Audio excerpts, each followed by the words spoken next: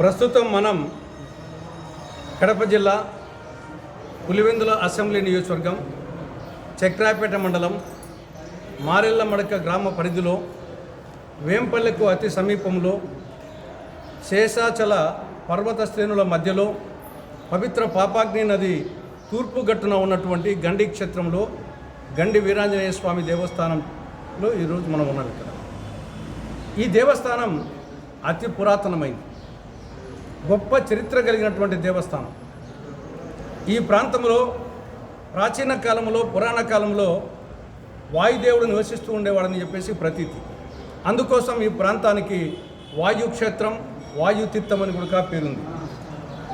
రామాయణ కాలంలో త్రేతాయుగంలో శ్రీరామచంద్రుల వారు రామరావణ యుద్ధం తర్వాత, రావణ సంహారం తర్వాత తిరిగి సీతా సమేతుడై తిరిగి అయోధ్యకు పోతూ ఈ ప్రాంతం గుండా పోయేటప్పుడు వాయుదేవుడు శ్రీరాముని వారికి ఆహ్వానం పలికి విడుదల చేయమని చెప్పి అడిగినట్టు, ఆయన విజ్ఞప్తి మేరకు, వాయుదేవుని విజ్ఞప్తి మేరకు శ్రీరామచంద్రుడు సీతా సమేతుడుగా ఇక్కడ విడుదల చేసినట్టు, ఆ సందర్భంగా వాయుదేవుని పుత్రుడైనటువంటి ఆంజనేయ స్వామి తమకు చేసిన సేవకు సహాయానికి కృతజ్ఞతాపూర్వకంగా శ్రీరామచంద్రుడు స్వయంగా తన చేతితో తన బాణము కొనతో వచ్చేసి ఇక్కడ పర్వత శ్రేణికి ఉన్నటువంటి ఆ కొండ రాతి పలకం మీద హనుమంతుని ఆ యొక్క విగ్రహాన్ని దాన్ని చిత్రీకరించినట్లు పురాణాలు చెప్తున్నాయి.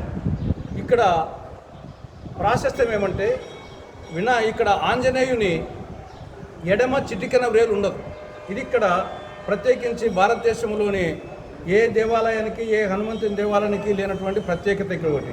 రెండవది, వాయుదేవుడు ఇక్కడ సీతారామచంద్రులకు స్వాగతం చేసేటప్పుడు ఇక్కడ రెండు కొండల మధ్య పాపాగ్ని నది మీద బంగారు తోరణం కట్టి వారిని ఆహ్వానించినట్లు, ఇప్పటికీ కూడా బంగారు తోరణం ఉన్నదని ప్రతీతి. ఆ యొక్క బంగారు తోరణం పుణ్యాత్మలకు మాత్రమే కనిపిస్తుంది.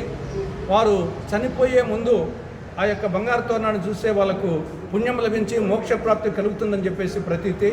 ఆ విధంగా 1940 సంవత్సరంలో ఆనాటి Kadapa collector sir Thomas Munro గారు ఈ ప్రాంతానికి వచ్చినట్టు, ఈ దేవాలయానికి వచ్చినట్లు, ఆయనకు ఆ బంగారు తోరణం కనిపించినట్టు, తర్వాత కొద్ది రోజులకు ఆయన మరణించినట్లు, మోక్షప్రాప్తి పొందినట్టు ఈ యొక్క చరిత్ర చెప్తా ఉంది. కాబట్టి ఇంత ప్రాశస్త్యం కలిగినటువంటి దేవస్థానం ఇది. సరే, దీన్ని మరింత అభివృద్ధి చేయాలి అన్న ఉద్దేశంతో అటు కాంగ్రెస్ ప్రభుత్వం కానీ, అటు టీడీపీ ప్రభుత్వం కానీ, అటు వైకాపా ప్రభుత్వం కానీ నిధులు కేటాయించడం, వివిధ సందర్భాల్లో కృషి చేయడం జరిగింది. దాదాపు 28 కోట్ల రూపాయలు ఈ యొక్క దేవస్థానం జీర్ణోద్ధరణ కోసం వివిధ ప్రభుత్వాలు మంజూరు చేయడం జరిగింది. ఆ సందర్భంగా గర్భాలయం ఇవన్నీ జీర్ణోద్ధరణ కోసము గర్భాలయంలో ఉండే మూల విరాట్టును శాస్త్రోక్తంగా వచ్చేసి బాలాలయంలో చేర్చడం జరిగింది 4 సంవత్సరాల క్రితం. కాబట్టి 4 సంవత్సరాల నుండి మూల విరాట్కు పూజలు జరగడం లేదు. అక్కడ మాత్రము గర్భాలయంలో జరుగుతున్నాయి. భక్తులు కూడా మూల విరాట్ను దర్శించడం లేదు. పూజలు జరుగుతున్నప్పటికీ పూజారులు, భక్తులు వచ్చేసి మూల విరాట్ను దర్శించుకోవడం లేదు, బాలాలయంలో దర్శించుకుంటున్నారు. కాబట్టి 4 సంవత్సరాలైంది. కాబట్టి ఇక ఏమాత్రం దాదాపు వచ్చేసి 90% పనులు పూర్తయినాయి. నిధుల సమస్య లేదు. గర్భాలయం పూర్తి అయిపోయింది, అంతరాలయం పూర్తి అయిపోయింది, మహామండపం పూర్తి అయిపోయింది, పశ్చిమ గోపురం, దక్షిణ గోపురం, తూర్పు గోపురం పూర్తి అయిపోయినాయి. పశ్చిమ గోపురం, రాజగోపురం అది కూడా రెడీగా ఉంది. కాబట్టి ఇంకా కొంచెం చిన్న పనులు ఉంటే కన్నా అతి త్వరలో ఆ చిన్న పనులు, మిగిలిపోయిన అరకొర పనులు పూర్తి చేస్తే ఇంతకుముందు వారు చెప్పినట్టు ఉత్తరాయణ పుణ్యకాలం జూలై 15 నాటికి ఉత్తరాయణ పుణ్యకాలం అయిపోయి దక్షిణాయనం వస్తుంది జూలై 16 నుండి. కాబట్టి జూలై 15 లోపల ఉత్తరాయణ పుణ్యకాలం. రెండవది వచ్చేసి శ్రావణ మాసం జూలై 25వ తారీఖు నుండి శ్రావణ మాసం ప్రారంభమవుతుంది. కాబట్టి జూలై 15 నుండి ఉత్తరాయణ పుణ్యకాలం అయిపోతుంది.